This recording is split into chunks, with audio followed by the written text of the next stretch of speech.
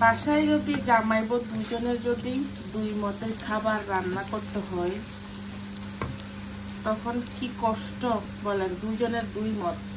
আমি হচ্ছে জামাইয়ের শ্বশুর বাড়ি থেকে আমার বাপের বাড়ি থেকে শুটকি পাঠাইলো, আমি একটু কাঁঠালের বিচি দিয়ে খাইলাম, আর সে নাকি খাবে হচ্ছে ইয়ে দিয়ে, তার বোনা খাইতে হবে।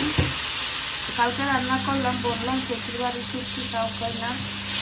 এবার কি কখনো শুটকি খাইছি, খাবো না তোমার শুটকি।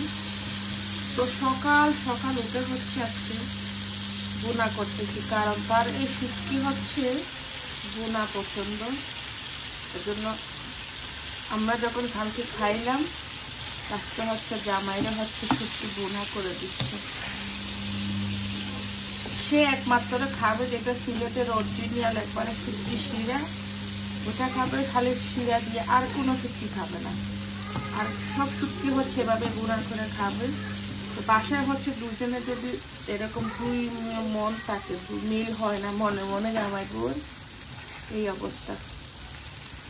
কালকে রান্না করলাম না, আজকে রান্না করলাম। পরে যদি শ্বশুরে ফোন দেয়, শাশুড়িও ফোন দেয়, বলবে না আপনার মাইয়া তো শুটকি খাওয়াইলো না, তার বইয়ে আসছে সকাল সকাল উঠে হচ্ছে শুটকি বোনা করা হচ্ছে। আসলে শুটকিটা অনেক বেশি মজা।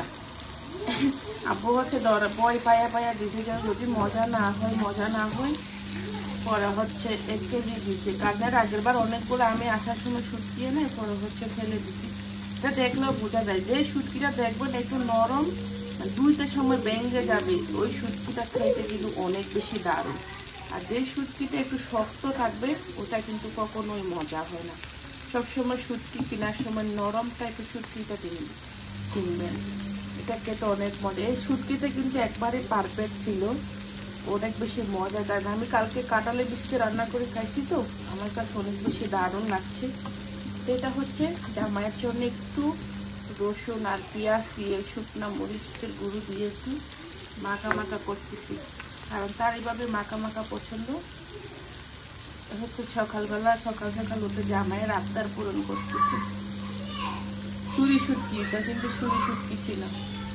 এদিকে বাচ্চার জন্য একটু ডাল পাকাচ্ছি, যাও রান্না করলাম, এই তো।